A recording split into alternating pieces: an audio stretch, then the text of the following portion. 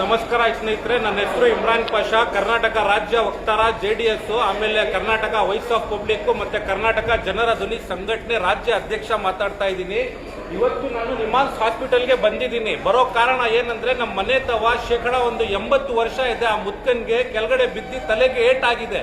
ಅದಾಗಿದ್ದ ಕಾರಣ ಇಲ್ಲಿ ಕರ್ಕೊಂಡು ಬಂದ್ರೆ ಗೌರ್ಮೆಂಟ್ ಹಾಸ್ಪಿಟಲ್ ಅಂತ ಇಲ್ಲಿ ತಗೊಳ್ಳಲ್ಲ, ಇಲ್ಲಿ ವೆಂಟಿಲೇಟರ್ ಇಲ್ಲ, ICU ಇಲ್ಲ, ನೀವು ಬೇರೆ ಹಾಸ್ಪಿಟಲ್ಗೆ ಕರ್ಕೊಂಡು ಹೋಗಿ ಅಂತ ಹೇಳ್ತಾರೆ.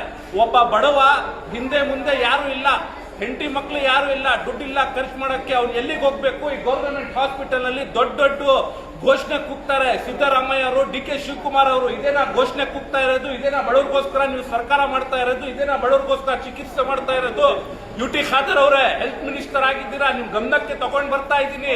ವಿಕ್ಟೋರಿಯಾ ಹಾಸ್ಪಿಟಲ್ ಆಗಿರ್ಲಿ, ನಿಮಾನ್ಸ್ ಆಗಿರ್ಲಿ, ಎಲ್ಲೆಲ್ಲಿ ಬಡವ್ರು ಹೋಗ್ತಾ ಇದಾರೆ ಇದೇ ರೀತಿ ಮಾಡ್ತಾ ಇದ್ದೀರಾ ನೀವು. ಬಡವ್ರ ಜೊತೆ, ಬಡವ್ರ ಜೀವ ಜೊತೆ ಆಟ ಆಡ್ತಾ ಇದ್ದೀರಾ. ದುಡ್ಡು ಇರೋರು ಒಳ್ಳೆ